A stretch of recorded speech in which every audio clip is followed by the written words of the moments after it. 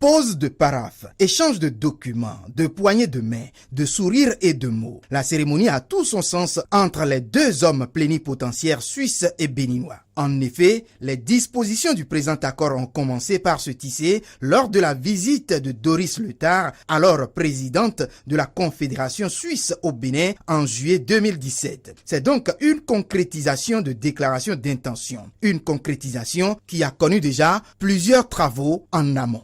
Nous avons pu dégager un budget de 250 000 francs suisses, soit environ 140 millions de francs CFA, qui nous a permis entre mi-2017 et jusqu'à aujourd'hui de travailler avec vos structures ainsi que d'autres PTF pour aider à la mise en place et à la finalisation de l'opérationnalisation des deux fonds agricoles qui existent aujourd'hui au Bénin. Je veux parler du FADEC affecté agriculture, le Fonds d'appui au développement des communes, ainsi que le Fonds national de développement agricole, le FNDA. Grâce à tout ce travail, la Suisse a pu ainsi se positionner et arriver aujourd'hui au présent accord. Et c'est donc avec plaisir qu'avec cet accord, la Suisse va mettre un total, avec déjà le travail effectué en amont, de 10 millions de francs suisses, soit environ 5,6 milliards de francs CFA, du 1er décembre 2018 jusqu'au 30 juin 2022. Pour Aurélien Agbenoti, ministre des Affaires étrangères et de la coopération béninoise, cet accord vient matérialiser le symbole de l'excellence des relations entre les deux pays. Je crois que s'il y a un symbole que cet accord peut matérialiser, c'est l'excellence des relations entre nos deux pays.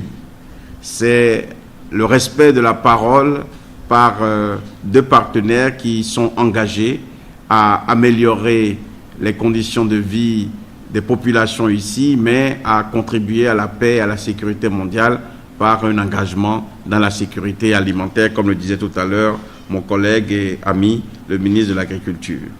Puisque cet accord s'inscrivait dans le cadre de la contribution suisse au Fonds d'appui au développement des communes affectées à l'agriculture ainsi qu'au Fonds de développement agricole, le ministre de l'Agriculture béninois qui était sur les lieux a salué la dextérité du travail qui a conduit à cette signature.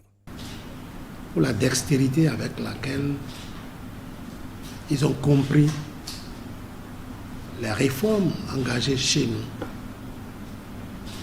et l'engagement au plus haut niveau de l'État pour mettre en œuvre la politique nouvelle de développement du secteur agricole comme pilier fondamental de notre développement économique.